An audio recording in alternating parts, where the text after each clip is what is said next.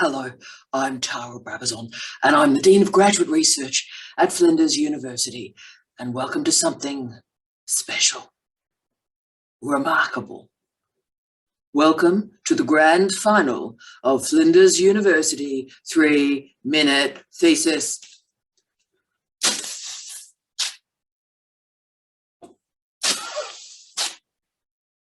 That was a disappointment, but what you're about to see is not going to be a disappointment. It's going to be absolutely amazing. But before I tell you what you're about to see, let me present something really important, and that is an acknowledgement of country, acknowledging the traditional owners of the lands on which we meet today, elders past and present, and any Indigenous colleagues with us today and watching out there. Hello, you are spectacular. So what are we going to be watching today? Well, the nature of COVID is that we were unable to present a live event, the live event of the 8 remarkable finalists for the 3-minute thesis. Now, I know this seems remarkable. What is the 3-minute thesis? Well, our incredible PhD students compress all their research from an entire PhD, 100,000 words, into, you've guessed it, 3 minutes. Not 3 minutes 5, 3 minutes. Yeah, boom.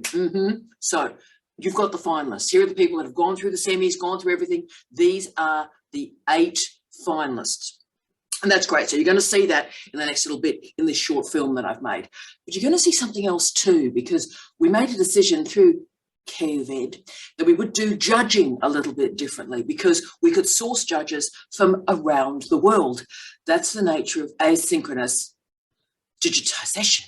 So we've sourced 4 incredibly inspirational scholars, thinkers, humans on the planet that are joining us today to be our judges. So you're going to meet them shortly. You're going to meet them. I'm going to have a bit of a chat with them. And so you'll see these 4 remarkable humans. Then you're going to see the 8 videos of our finalists, which is tremendous. And then we'll return once more to the judges to get their generic feedback on what's occurred and how they feel about the proceedings.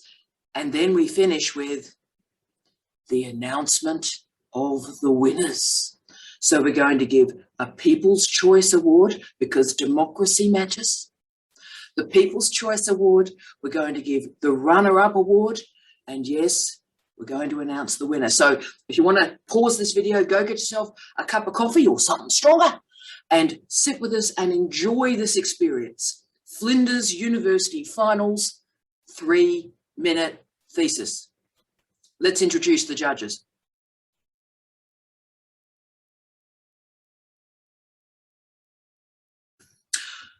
Hello, I'm so excited.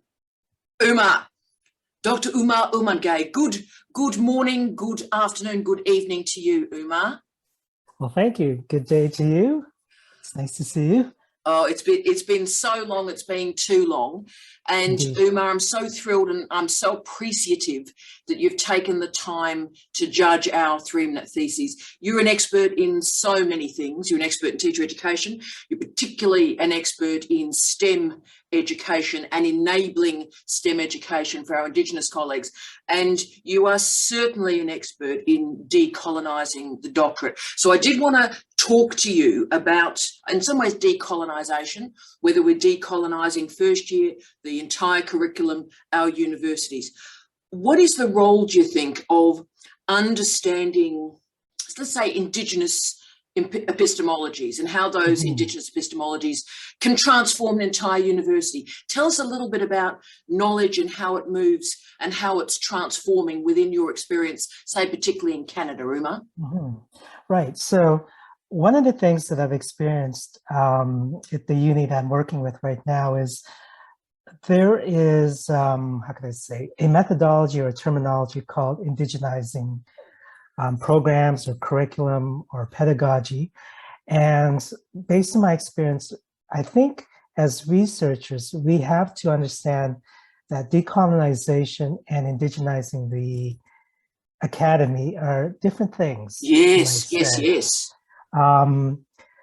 For me, what I see is that indigenizing the academy, you have goals, you have look-fors, you have assessments, you have policy changes or even policy mandates. So for example, welcoming welcoming statement to Indigenous communities, kind of borrowed from our Australian and New Zealand brothers and sisters out there. So it's being mandated now. Instructors have to know about the Indigenous communities where we work with. And if possible, and this is where right now there's a lot of tension with science, technology, engineering, and mathematics, where people cannot see quite the role of putting Indigenous knowledge. So I think that's where we need to, some of us as researchers, to push back and help understand that there's a lot of technology and understanding. It may not be in English, it may not be in the format of journal articles, but there are, dances, songs, languages, storytelling, pictographs that can knowledge about star systems and all those sort of things that need to be shaken up in the academy. And right now, there is still a big debate amongst us in Ontario, whether that should be a mandated thing or a voluntary approach from researchers and instructors in the academy. So that's ongoing right now. And then the other part that I'm struggling with, and this is the work that I'm also kind of doing on the side, is the decolonization aspect. Yes. So one of the things that it's very difficult is with decolonization, it's all going to be different for all of us. Yes. So some of us work with moments of privilege. We may be white or non-white. So we approach and attack colonization in different facets. So one of the things that we're trying to push or me to have a dialogue with is the idea of the really critical self-reflection, where again, it's where you have to self-reflect, but there has to be action involved into it. I mean, this is where, I listen to these brilliant people in these 3-minute theses where, it's all these knowledges, but you know what? It's not just expounding great knowledge. It's actually them doing something for community, for society, for something for the global world. And I think that's the part of decolonization, is that as researchers, we got to step back and say, well, I can write beautiful words, I can say beautiful speeches, but it's the actions to transform the community or make the community part of you that is part of decolonization. So it is almost like a two-pronged thing, where you're indigenizing academy, but you're also decolonizing yourself through conversations with others. If anybody had any doubts or questions about why I asked you to be a judge, I think you just dispelled it the last 2 minutes. I'm so excited. Look, can you and I promise, you and I might do a vlog in the next month or so. Oh, lovely. Talk through that. I would love that. Umar, the only final question I'll ask you before we see these wonderful 3-minute theses in this film is, are you optimistic about STEM education, particularly in building those relationships with Indigenous communities and particularly Indigenous knowledges? Are you, because that's the space you're working in right now, are you optimistic about that future, or are you worried? If you asked me about maybe 10, 15 years ago, I would have said very optimistic, but I am worried now. I think when I work with communities, and right now we're doing math and robotics and some science experiments with young people and high school kids, it's how to get them engaged. One of the things I've come to observe and have great conversations with is young people, young Indigenous brilliant minds want to do science if the family loves science. And it's not an isolated incident where schools are not the solution. Schools are part of it, but the community, the parents being engaged. So it's almost like challenging the way we actually do science schooling, where the kids are there, but also, why don't you invite the elders and the parents back into the fold? And so what we find is we're getting a very good cohort of young Indigenous science kids and students going into our program in engineering. But for me, it's not good enough. It's still a minuscule amount. And the way politics and even the academy is, we entice Indigenous students, rightly so, to go into law, to social fields, to nursing. some go into medicine, but there's also the greater work with, and I can't think of a better word right now, but the terminology we use is the hard sciences, the physics, the chemistry, the calculus, where in one sense you're working by yourself and trying to make sense of the universe with complex languages and mathematics. Yes. And it's another, but it's like almost speaking another language. So, they have their own language, their own communities, their own ways of being and epistemologies and conceptual frameworks. It's how do we engage the indigenous mind to be part of that hard science, the physics, the chemistry, Yes. right? And at this moment right now, we're just working a small group of young people going through from, kindergarten and kind of working with them as they proceed to high school level, and hopefully whatever university they choose, that's fine. But hopefully they will go into the science field. It is, right now I'm worried because it still seems like the structures involved or the way we talk is not inviting. So we indigenize, for example, science and engineering. We talk about Aboriginal architecture, but how can I say, it is still it is indigenous knowledges and scientific language and terminology just overlaid on it. If we can only change the center, right? Yeah. So if we could center that, for example, if we had indigenous students from the James Bay area, Hudson Bay, where instead of, the terminology is important, but if you learn science, what are you going to do for the community, right? And that's the goal. That is the motivation, right? Memorize all these things. Spend 3 hours every day at a lab, 4 hours studying, but it's for yourself, but you're doing it for the community. You can, build water treatment plants. You can inspire young people to go into the science field. You can challenge, the diamond mining, the oil mining, and, work with the indigenous lawyers and see how you can gain control and sovereignty over certain aspects of the economy.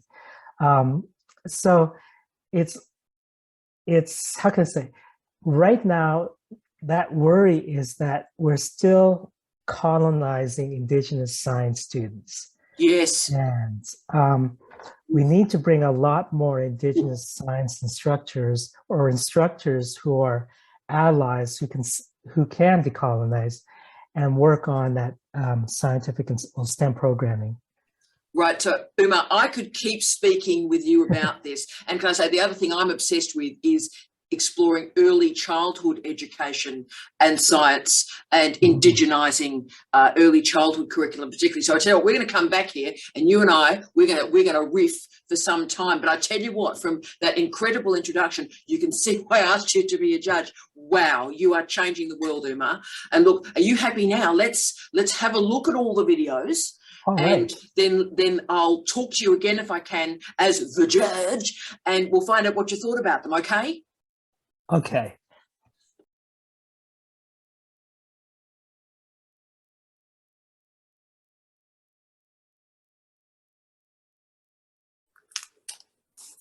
Okay. Well, in my opinion, it's incredibly important for doctoral research to be disseminated because it's the most current research and it will impact decision making. But aside from that, I think you need to think about your own research process and how you benefited from open access content. You're also making this research available to independent scholars and, as I mentioned, to policymakers, those in government who are making decisions that impact our lives. So it's really important to think about disseminating your doctoral research online as soon as possible. There's so many other advantages as well. So apart from the ethical issues of making this research openly available, you may want to think about this. If you put your research online and it's freely available, it'll have greater visibility. It'll be discoverable by Google Scholar and on other subject-specific portals. And you will be providing scholars in your area with the service by promoting and flagging your research so that they're aware of it and they don't waste time duplicating this research. Remember what it was like when you started the doctorate. It also means that by making that research freely available, you will get cited quicker. And there have been various studies to prove this. Also, if you're lucky, a publisher may find your thesis online and offer to publish it as a book. You may get an invitation from an eminent scholar to publish a chapter in an edited book, or an editor of a journal asking you to publish an article. These are all the reasons why you want to make your thesis openly available. I think the other thing you need to think about is extracting the data from the thesis and uploading it once it's been anonymized into a data research repository for the same reasons, so that other researchers can reuse this data and save time and money. You will also get citations for that. But I think the key thing is that by putting your research online, disseminating this research online, future employers, potential co-authors, and your network can have evidence of the quality of your research. So I very, very much hope that you will think about disseminating your research online. Good luck.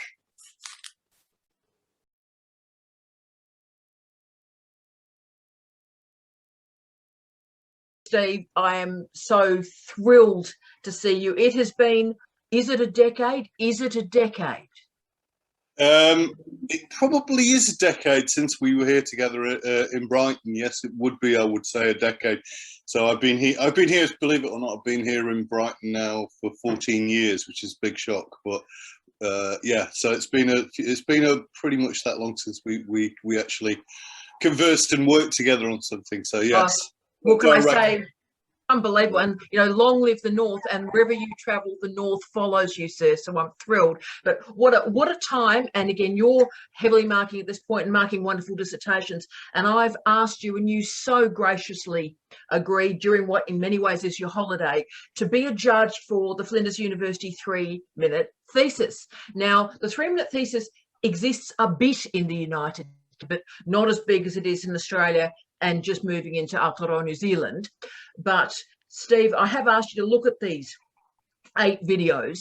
And the first question I want to ask you, just to sort of talk about you and how much you bring to this judging experience. Obviously, you are, you know, obviously dead famous, but you're dead famous through a whole series of different industries. And, you know, we often forget, you know, when we're dealing with, say, the cabs originally, the incredible work that you did between sound and vision. I often think that the vision component of the cabs and the visuality of your career is often underplayed, and I think that's a huge mistake.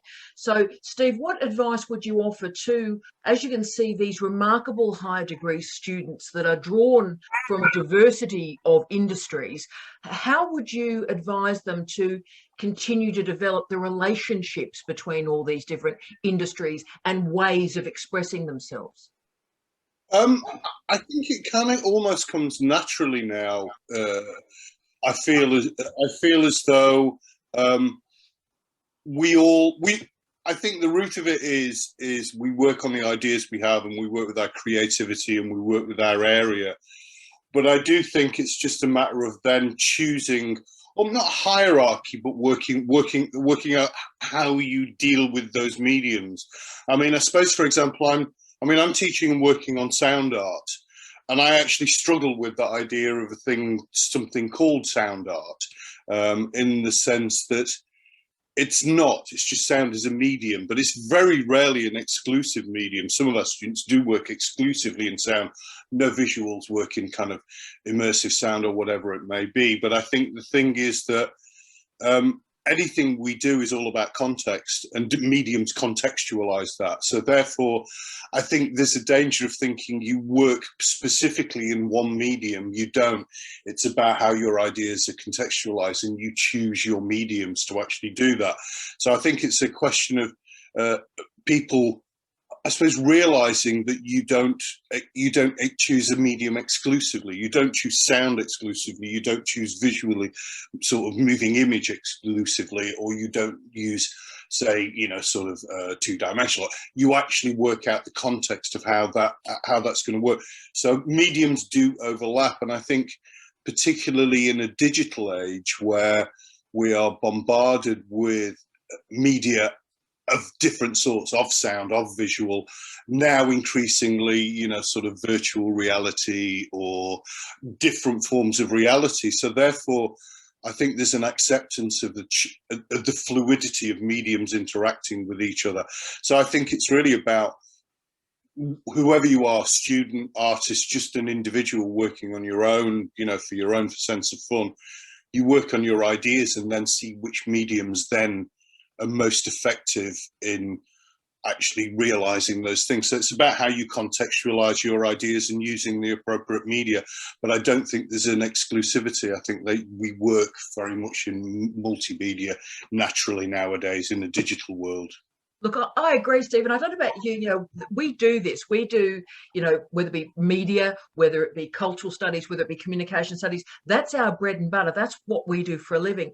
But were you rather sort of stunned and amazed to see these remarkable people from allied health, from medicine, from the incredible diversity of the disciplines in the comprehensive university expressing themselves in such a profound way through the 3-minute thesis? I think we always go, we do the media, we're the communication specialists, and then we see all these different disciplines doing an incredible job.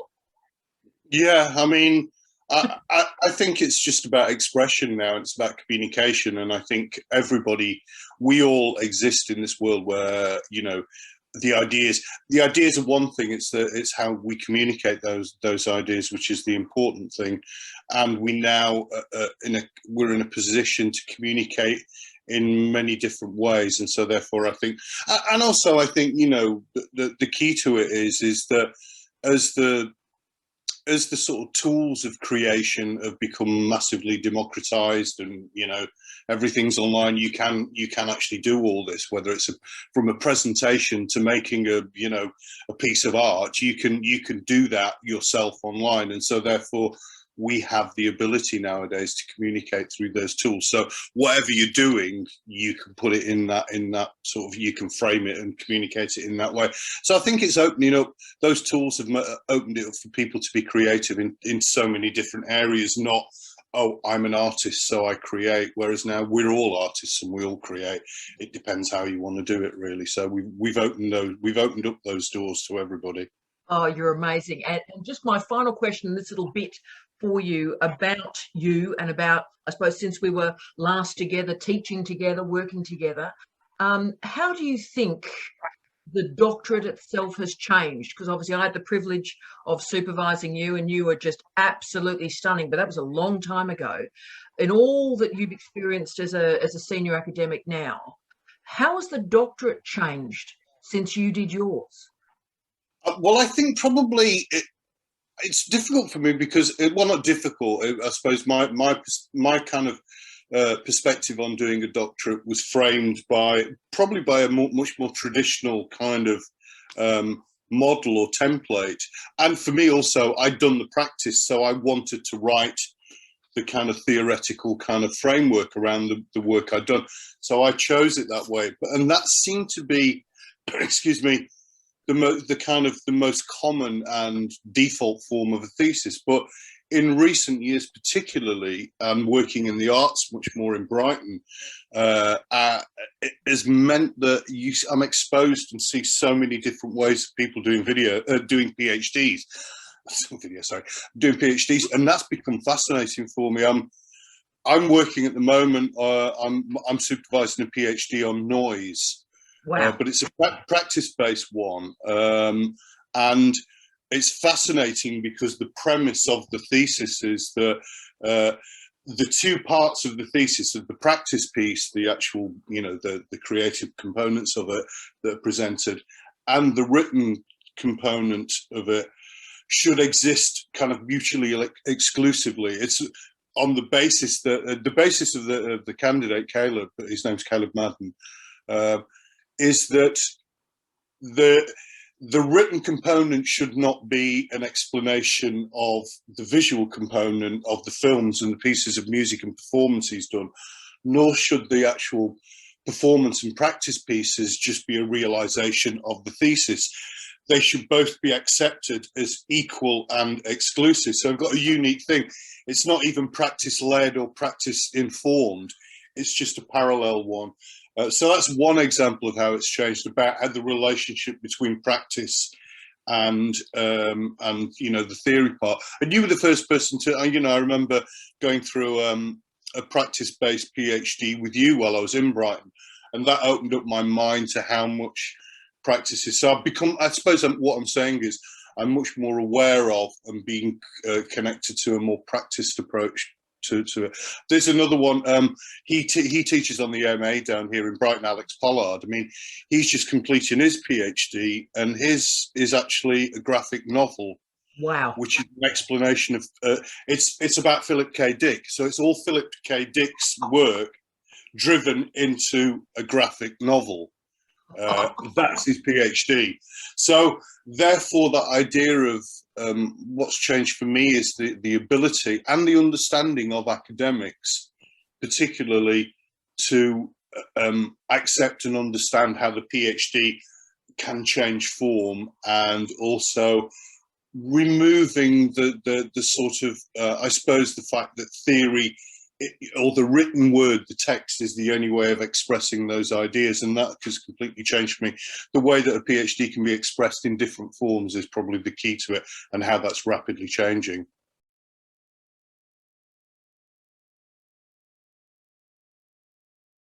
So, hi, Byron. Hi, Tara. You are amazing. You're one of the great scholars, the scholars that I've met in the last year, one of the great scholars that I read, and you're changing my mind furniture. You are legendary. On behalf of the university, thank you so much for being involved in this judging. But before we get to the judging itself, I want to talk about you. Is that okay? That's fine.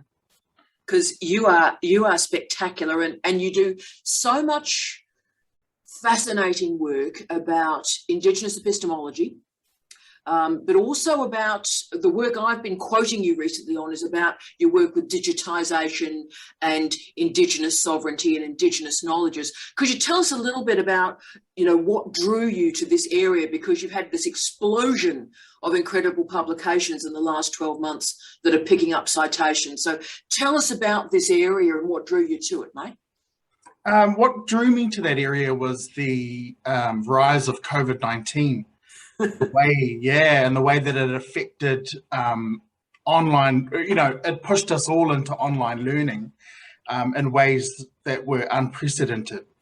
In particular, I was teaching a course at that time through an Indigenous institution, and it was an Indigenous master's course.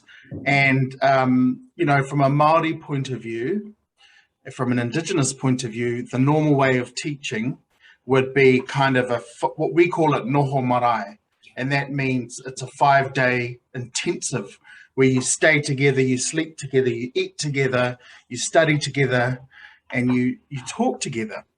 And that's the normal kind of Māori way of doing learning. Yes. And COVID-19 ruined all of that. So we had to find new ways to engage students in kind of Indigenous ways, but that are also digital ways. So that's what pulled me into that direction of thinking and writing. Oh, look, it's incredible. And there wouldn't be a more powerful time to be having these types of conversations, considering what we will just talk about it for a second, what happened at the University of Auckland, a month ago with the Māori Tanga conversation, you know, Māori knowledges versus science. I mean, it sounds like sort of a science fictional war, really. So how do you manage as an outstanding international scholar, Māori scholar, and find the space, the digital and the analog space to create new ideas, to support and enable our students and occupy a decolonising university and hope for a post-colonial future? What do you do, Byron? Well, part of what I've found successful is ensuring that Mātauranga Māori or Māori knowledge is embedded in everything, including in the digital space. So in Māori culture, for example, it's normal to begin classes or learning sessions with karakia, which is a type of an incantation, Yes. and to finish with the same. So, you know, even in a digital space, you know, we ensure that we use those processes, that we embed those processes and that knowledge into digital learning. And I've currently work at Unitech, which is a different tertiary institution. And you know, what we do at Unitech as well is that Mātauranga Māori needs to be embedded in the curriculum. Yeah. And, you know, we have a policy called I See Me, which is about Māori and Pacific people being able to see themselves reflected in the curriculum and in the teaching body, as the teaching staff as well. So Unitech is doing some great work in that regard and is doing its best to make sure that Māori and Pacific peoples are reflected in what they learn. Yeah. And so that's how I think we're kind of really trying to lead the way in that space, because a lot of the other universities are trying to do the same thing, but may not be succeeding in the same way. For example, with the University of Auckland issue that came out recently, I mean, I know that those academics are, you know, using their academic freedom, but it was a bit irresponsible because they don't know enough about Mātauranga Māori to critique it. Yeah. So it would be fine if they knew about it, but they don't. And so they're critiquing something they don't know anything about. Yeah. So that's a problem. Mm. Look, it is, and you've raised that problem and you've provided profound solutions for the remarkable Māori Pacific Islander students that you teach, but also providing way forwards for Pākehā, finding spaces for, you know, what we call on show white fellas, you know, the colonising population that gain from colonisation every single day. Today, in the past, tomorrow, we gain from colonisation, and yet what we do with that knowledge, I mean, it can be reified to white privilege, but it's more than that. You know, colonisation is more than simply white privilege. And you provide knowledge and the learnings for us if we are prepared to do the work to find spaces for us to support you, support the spaces of these remarkable students that are coming forward and changing knowledge. And Byron, you are changing knowledge. It is a privilege to know you. And it's a privilege to know you too, Tara. Oh. I've been following you. You got me through my second PhD. You really did. I came upon your videos quite by accident. And I mean, they were on, I was watching them on the daily. And I constantly send them to my students like, oh, this is for PhD, but you can apply it to masters. Watch this, watch this. Well, yeah. Just remember, for the great colleagues that are meeting you for the first time and immediately going to go to Google Scholar after seeing you today, that this remarkable human has done 2 PhDs. So we need to remember that. And, you know, we need to monitor your career and use and cite your research, which is my priority, because it's all well and good to talk and value Māori knowledge. But one of the ways we do that is to value and enable Māori scholars and cite your incredible research. It's through the politics of citation that we create changes in knowledge, I think. Thank you so much, Tara. That's amazing.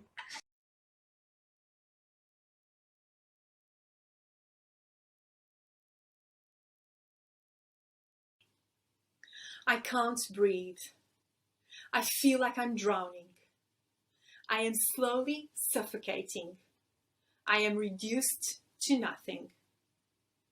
I've heard these words from people who were suffering from chronic breathlessness due to life-limiting illnesses. As a young doctor, I was desperate to help them, but I didn't know how. Despite receiving the best available treatments, they were still breathless, struggling to engage in basic daily activities, such as going shopping, playing with their grandchildren, or even having a shower. So what can we do to help these people? Well, 1 pill a day of slow-release morphine in very small doses seems to be helpful in some cases. But while some people report large reductions in breathlessness, allowing them to feel alive for the first time in years, others report no significant changes or even harms. My PhD looked at possible causes for these differences. So first, we collected blood samples and looked at people's genes. And we realized that specific variations in certain genes are linked to larger reductions in breathlessness in response to morphine. Then we collected saliva samples and looked at cortisol, the stress hormone. And in healthy people, cortisol levels declined throughout the day. But in people with chronic breathlessness, cortisol levels are more constant, which has been linked with worse health outcomes, including mortality. So when morphine reduces breathlessness, is it also restoring part of a healthier cortisol profile? Results from these studies are coming soon. And finally, we looked at response to morphine depending on the cause of breathlessness. And we realized that people with a certain condition affecting the blood vessels in their lungs are unlikely to respond to morphine. So now you may ask yourselves, why is my research important? Because the focus of medicine is on treating disease, but we need to start treating human beings who are at the core of palliative care. Half of us will experience breathlessness at the end of life. And when there is no cure for the underlying disease, using morphine smartly may help reduce the type of suffering depicted by the woman in this painting, and also help prevent unnecessary harms. Caring for those who suffer is the essence of medicine, and the very reason why I decided to become a medical doctor. Thank you. Get me out of here. I don't want to go to a nursing home. Those were the words of my late grandma, a lovely 85-year-old who thought that going to a nursing home was worse than death. It all started when she had a fall and was sent to the hospital, where she stayed for weeks. When she got home, she felt weaker than before and was always exhausted. Months later, my grandma had another fall, and the cycle repeats. I always wonder, could her story be different? Could it be like in this picture? Hospital stays are notoriously known to decondition everyone, especially older people. Deconditioning is like a process where you lose your fitness. And for my grandma, the hospital stays have deconditioned her to a point where she couldn't bounce back. This is a major problem for over 2 million older Australians. The vicious cycle of hospital admissions one after another. And for some, even asked or strongly encouraged to move away from their nest into a nursing facility. My research aims to break this cycle. And as much as we all hate to hear these 3 words in the pandemic, my research aims to help older people self-care and stay at home. Together with my professors, I've developed an exercise and nutrition hospital-to-home support program to empower older people like my late grandma to maintain independence. At the very core of this program is the Flinders Chronic Condition Self-Management Model, a one-on-one patient-provider approach. This program has also been informed by people like my late grandma. I've conducted extensive interviews with 22 of them in the hospital. While in the hospital, I visit them daily as a therapy assistant to make sure they get their daily dose of exercise and also ensure that their meals are optimized for strength.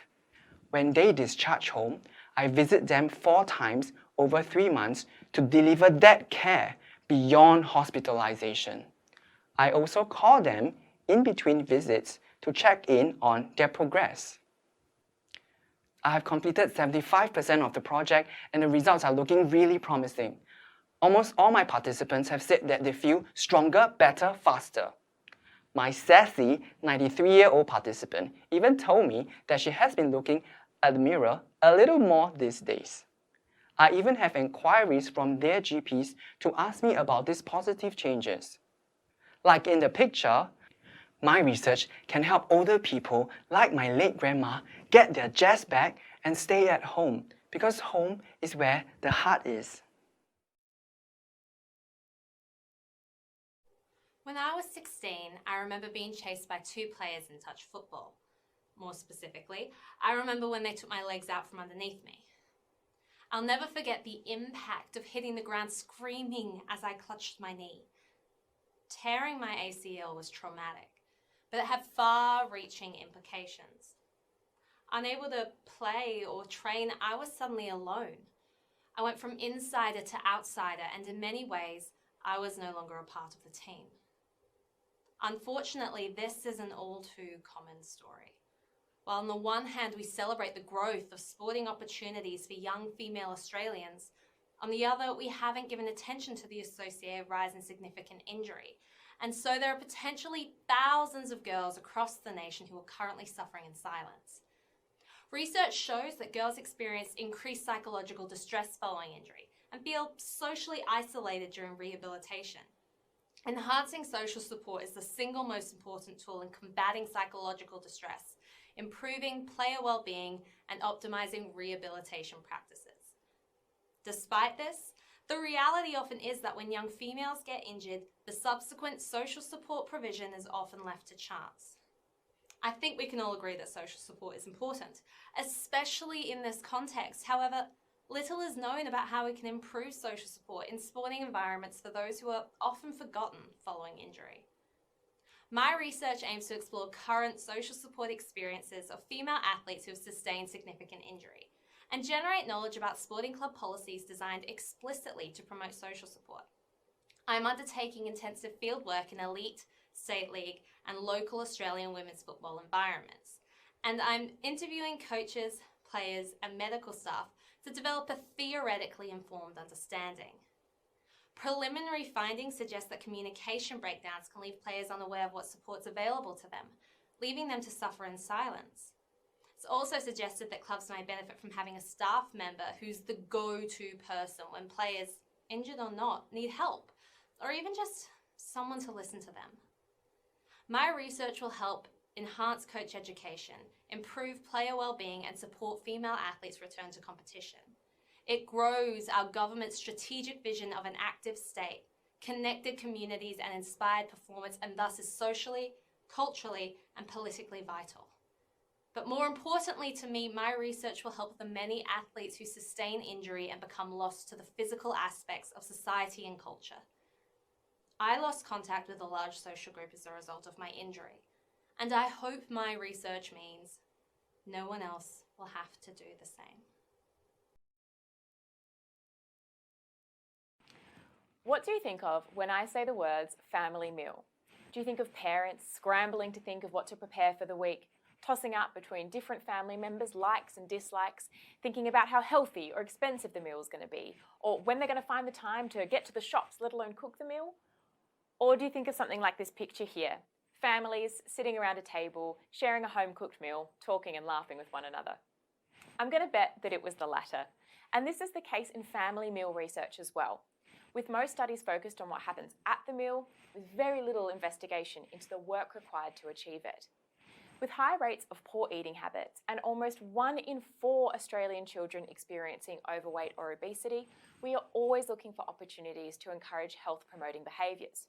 Well, the family meal has been proposed as one such opportunity, with studies linking regular family meals to a range of health outcomes. For this very reason, the family meal is promoted as a healthful activity for families. Makes sense, right? But without an understanding of the work required to get the family meal on the table, this promotion of the family meal may be creating unrealistic expectations for already overburdened parents.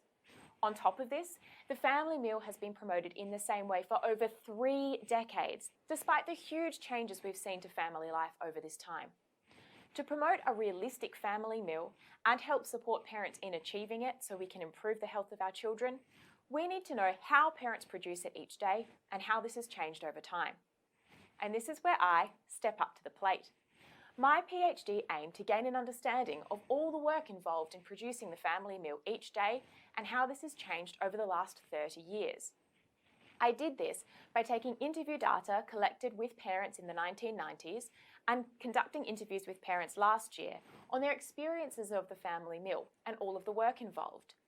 I analysed these interviews to create a framework, unpacking all of the work involved in family meals from start to finish.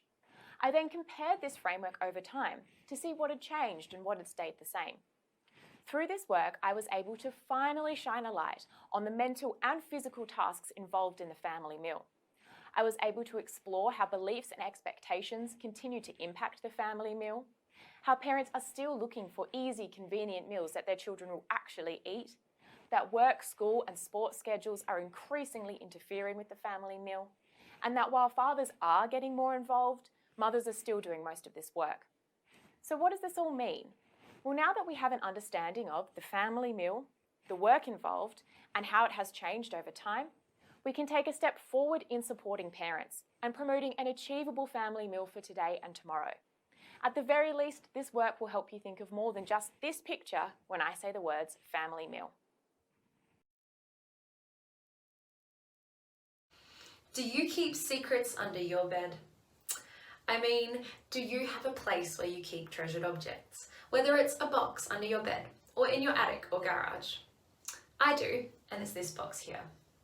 I first created this box when I was 18 and my life had been turned upside down. I lost my beloved mum to terminal breast cancer and unexpectedly lost my best childhood friend. In the aftermath of these losses, I found myself without a home and I had to pack all of my belongings into just one carload. I grabbed copies of my mum's poetry, a postcard from my best friend, and other treasured items, and I put them in this box. And then I put that box away, and I didn't look at it for another 4 years.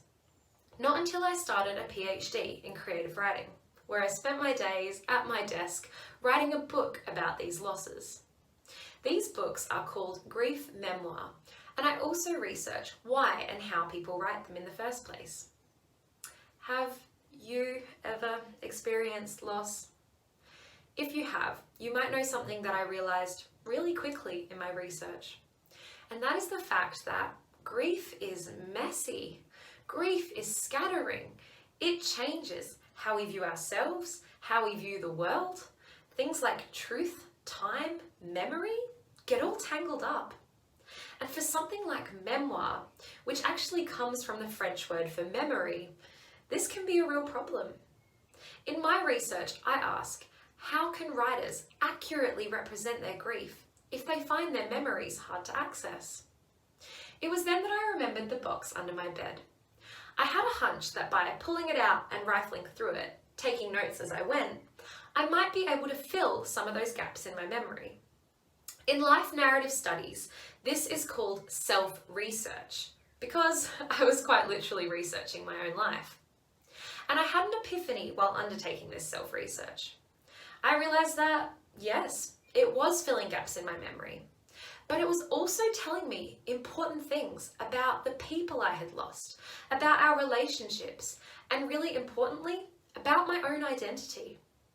I realized that myself and writers like me could include photos and scans of these types of objects in our grief writing in order to begin untangling some of the messiness.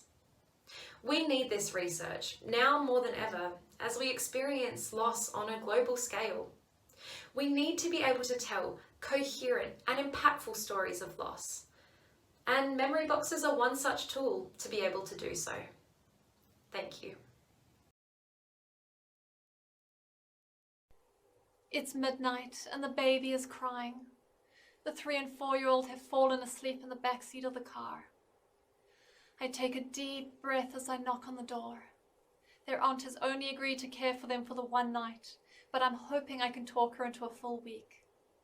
That'll give me enough time to get the results back from the drug tests of the children's parents. If not, I'll be back tomorrow to take them somewhere else. My story is not unique. In Australia last year, over 174,000 children received some form of protective services. And while we make a valuable contribution to the lives of these children, we could always be better.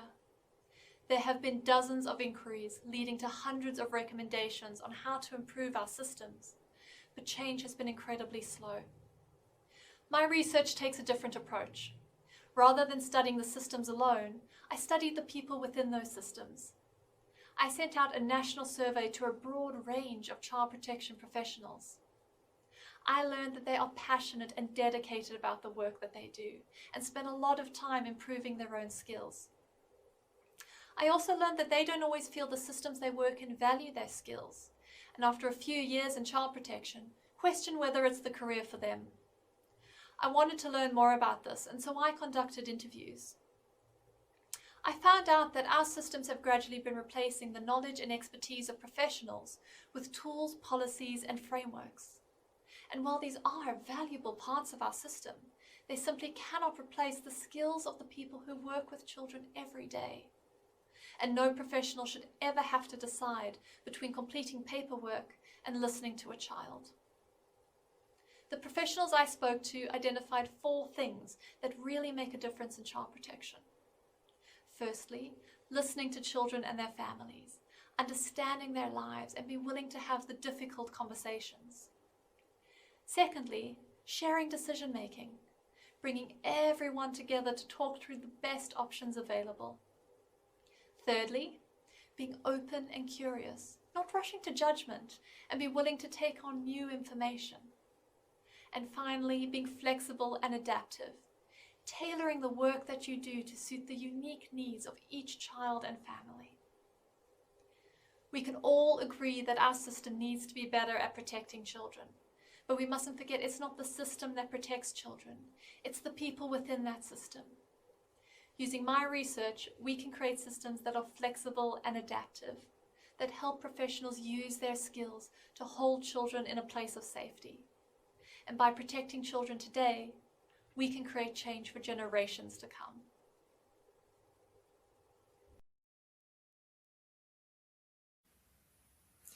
It is sometimes said that we are only 6 paydays away from experiencing homelessness, so this person could be me or you, and homelessness represents one of the most extreme forms of social disadvantage that we see. Despite their resilience, homeless people are often excluded, judged and discriminated against, and there are devastating health consequences that comes from living homeless. It is a significant public health concern, but it's not the only one. We are also seeing increasing rates of dementia, affecting a person's memory, thinking skills, behaviour and ability to manage everyday activities. Dementia is progressive and sadly, there is no cure. My research brings together the 2 public health concerns of homelessness and dementia. It explores how a person can be unfairly disadvantaged in their dementia risk because they live homeless. I examine this through interviewing people experiencing homelessness so that I can understand their lived experience and how this can impact on their brain health. I also survey homeless services in South Australia so that I understand their level of dementia knowledge. And this is interesting because early findings shows me that there are inconsistent levels of dementia knowledge understanding amongst people who work in homeless services. Why is this important? Well, if you were this person, then a homeless service may be the only support that you are able to access. And you are more likely to have a head injury, a mental health condition, live with high rates of stress and psychological trauma. You find it hard to self-manage conditions such as diabetes and cardiovascular disease. And the harsh living conditions of homelessness will prematurely age you, meaning you have a health profile that is up to 20 years more than your chronological age. And homelessness can make you more vulnerable to alcohol dependency, heavy smoking, and risk-taking behaviours, such as substance use. And all of these things will influence your brain health and your dementia risk. My research will provide the information and understanding around ways in which we can better support people who are experiencing homelessness reduce their dementia risk profile. Its impact will be on dementia risk reduction resources and strategies to make sure that we have some that are meaningful and purposeful for people experiencing homelessness. This way, we can better address cognitive well-being, brain health, and dementia risk reduction that works for people who are already doing it tough.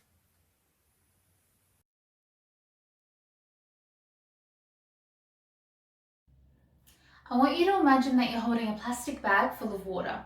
There are holes in this bag and the water is leaking out. But you have one band-aid, so you place it over one hole and now you've stopped that leak. However, there are still other holes in the bag and the water is rapidly flowing out, and you know that the only way to stop it completely is by covering every hole. Now I want you to imagine that that plastic bag full of water is a tumour, and each hole is a different way in which cancer cells can grow and survive. And that one band-aid that you used is a standard cancer therapy. Currently, this is what we are doing in medicine, only covering one, maybe two holes, leaving the others open and giving cancer a chance of survival. In order for us to cure cancer, we need to cover every hole possible, and we can only do that by understanding every way in which cancers grow. Tumours grow in nutrient-poor conditions, and they need to be really sneaky in order to survive. And one thing that they do is they trick the cells around them into helping them out by sending what we call exosomes. Exosomes are small packages released by every cell in our body, and they carry messages from one cell to another. Under healthy conditions, this is a great way for our cells to communicate. But in cancer, tumours manipulate this system to send bad messages to healthy cells. These bad messages can force healthy cells to become cancerous, feed the tumour, or even help it evade the immune system. As you can imagine, this is a huge problem. And even though we know exosomes are helping cancer, the bigger problem is that no one understands what is controlling the release of exosomes from cells. This is the aim of my PhD project, to try and identify what protein inside the cell is controlling exosome release.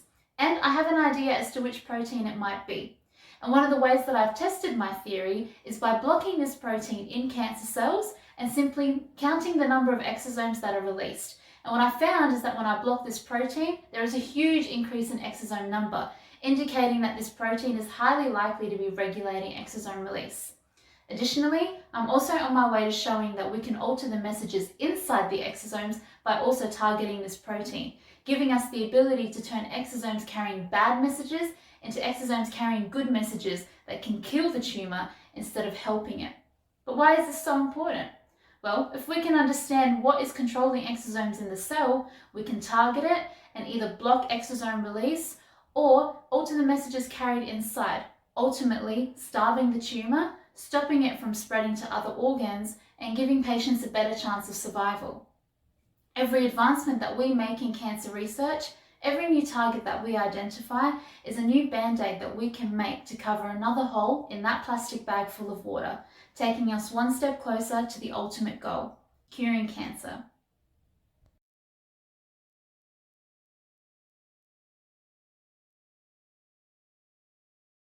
So Uma, you've seen the videos, all the wonderful people seeing this film, this 3-Minute Thesis 2021 film, have seen the finalists, and they were remarkable. And can I say, you were the first judge to return your judging sheet.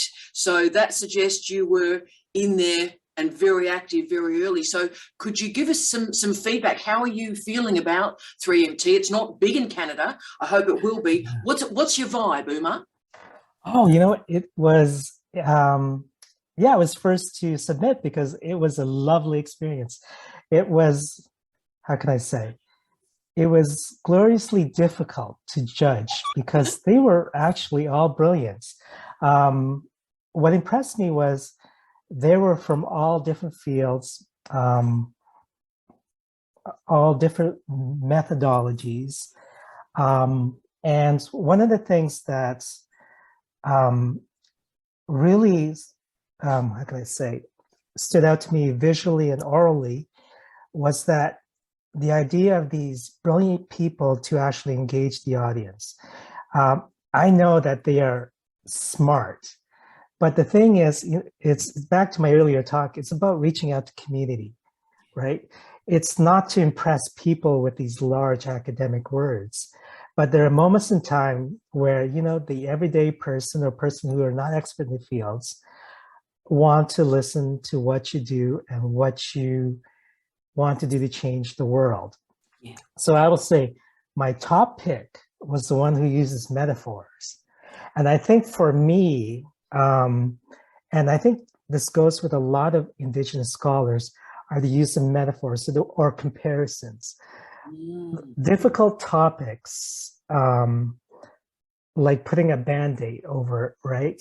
That presentation made me go, okay, I'm starting to get it. And then easing in with certain terminology. But for me, when I listen,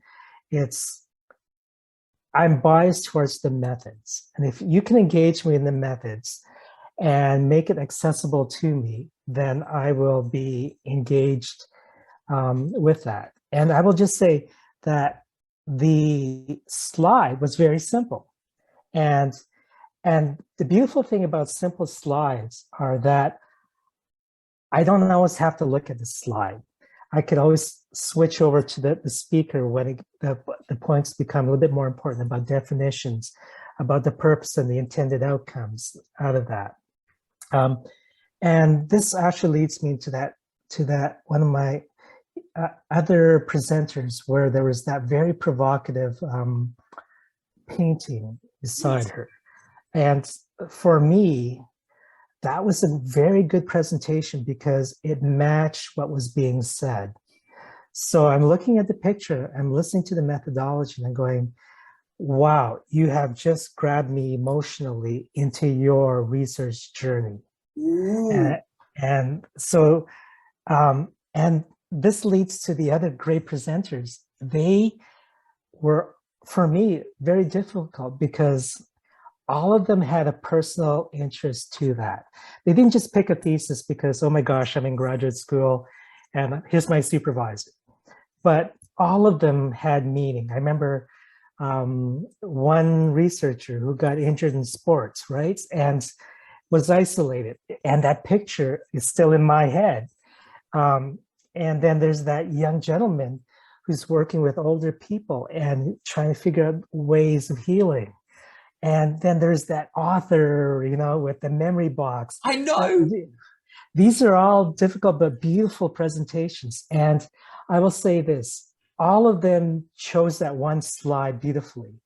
And I think this is where I will give kudos to my Australian research cousins out there. You know, picking one slide in 3 minutes is difficult.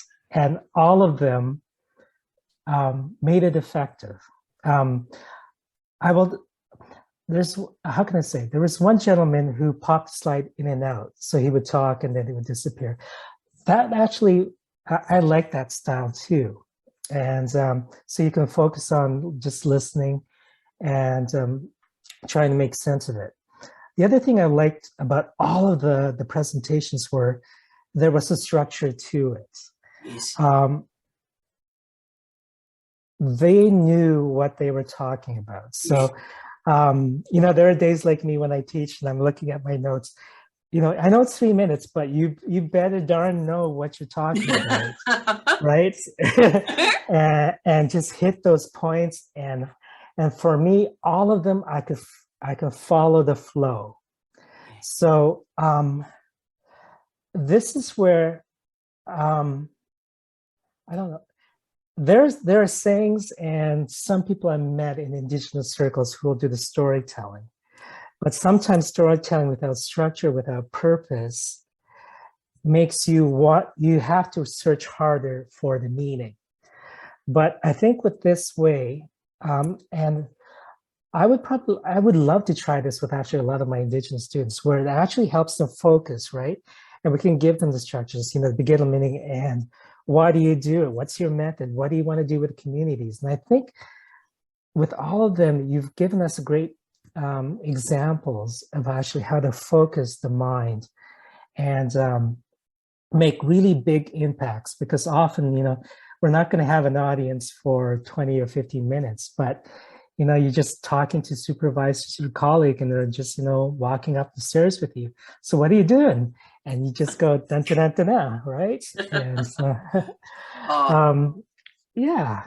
Oh, look, Uma, amazing. And look, I hope what we've done well at Flinders, and we have focused a lot of attention on it, is the notion of dissemination and dissemination with integrity. So disseminating through multiple audiences. And I hope we've put a lot of attention on, as you've said, the researcher's story and how that enfolds or dovetails into the story of research. And I think the 3-minute thesis, I've never seen 8 outstanding presentations such as this.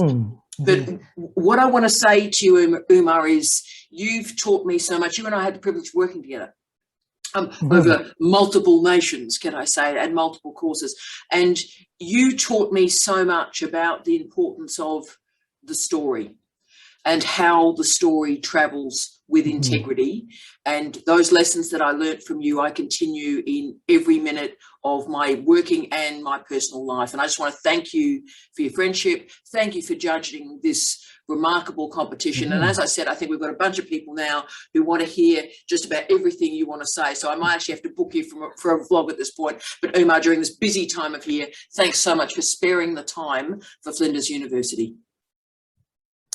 Happy to do it. It was an incredible experience. Steve, what do you think is the great benefit for the great students that you've seen today? What are the great benefits of doing a 3-minute thesis presentation like this?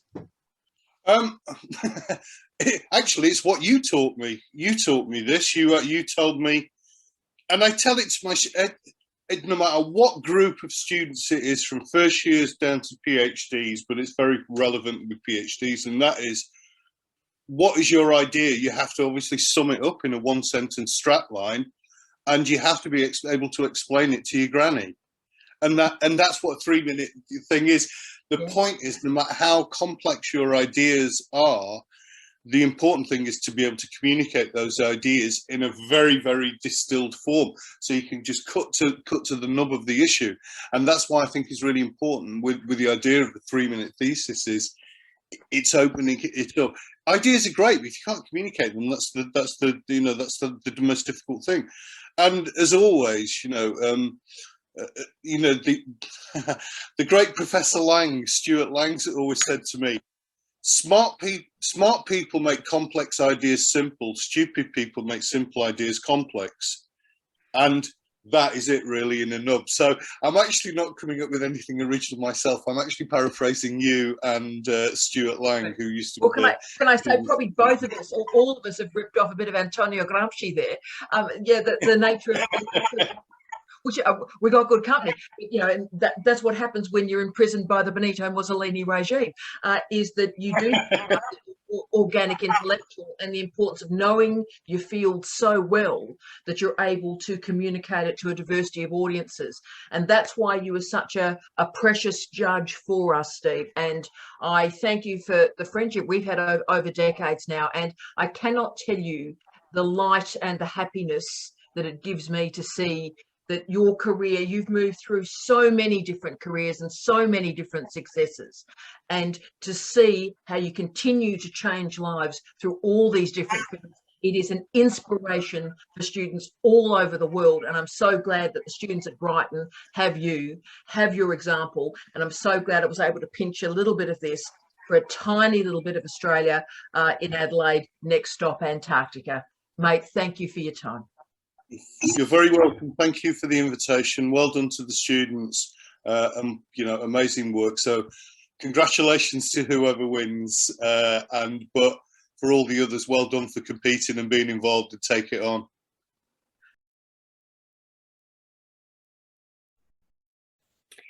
Well, first of all, congratulations to all of you. I just want to say you were absolutely brilliant. And your research projects are so worthwhile. I was in awe of the quality of the presentations. They're absolutely phenomenal. The clarity with which you talked about the project aims, the methodologies and the outcomes, they were all beautifully communicated, so clearly and succinct. The original contributions to research, wow, absolutely tremendous. I know they will benefit not just the disciplines that you represent, but also society in general. Thank you for this. I also want to congratulate you on the dedication and the passion you showed. Without this, it's often difficult to continue with the long-term research projects such as a doctoral research one. Finally, I just wanted to say thank you so much for allowing me to be part of this research celebration, because that is what it was. It's been enjoyable and humbling to meet you all, albeit online. I wish you the very best.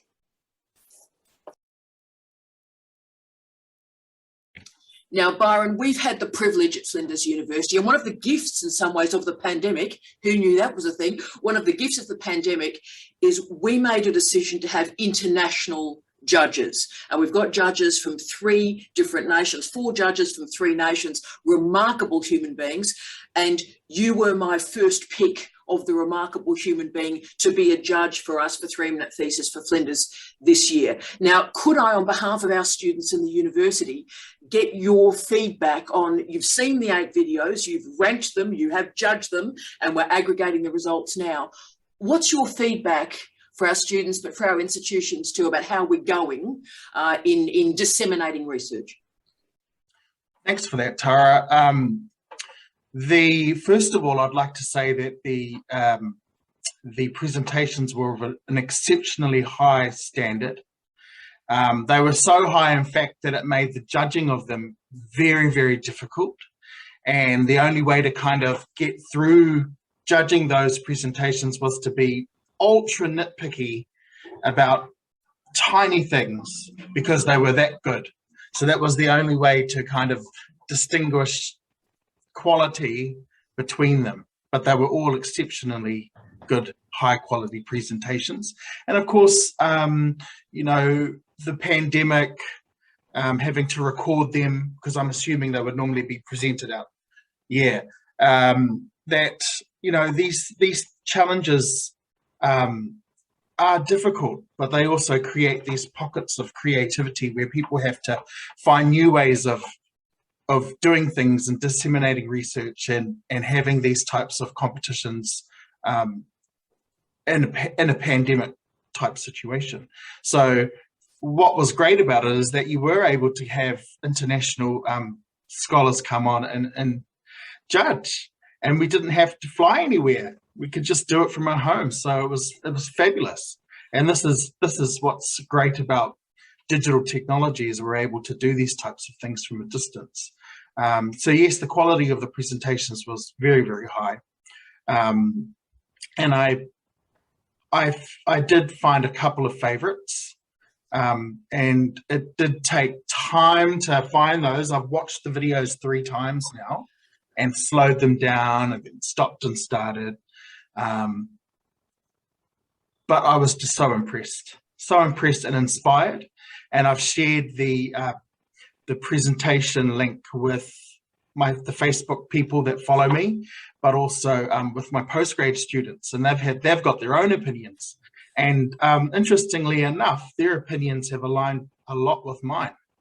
So that tells me that, yeah, that tells me that, you know, I must have been on the right track. You are always on the right track. And Byron, can I say to you, let's hope in a year's time, because you're currently in a lockdown situation. Thankfully in Adelaide we're not at the moment, but you know, we're 1 case away from being a lockdown at the moment with the Delta strain. And Byron, let me just say to you, on behalf of the university, thank you for the incredible work you've done for us. But can I also say, I hope in a year's time that I can buy you, where are we at, 57 muffins, some hot chocolate, like long blacks, crazy stuff, and I'll come and meet your remarkable students, and we'll do a swap of expertise, which was sort of the reason most of us got into higher education in the first place, mate. Yes, please, that would be great. And on the topic of coffee, you may not know this, but there are 4 levels that we use in New Zealand for a lockdown. Level 4 is extraordinarily strict. You cannot even buy coffee. Oh. No one has coffee. No one's allowed to sell coffee or sell hot food. Wow. And what's your coffee of choice, Byron? Just so I know for future needs. It's a good old flat white. You're a flat white. I'm a long black. This is a match made in heaven, Byron. Thank you so much, Tara. Byron, thank you for your time, mate. And you've changed what we do at Flinders University. Thank you for your time and thank you for your expertise. Thank you, Tara, and you have a great day.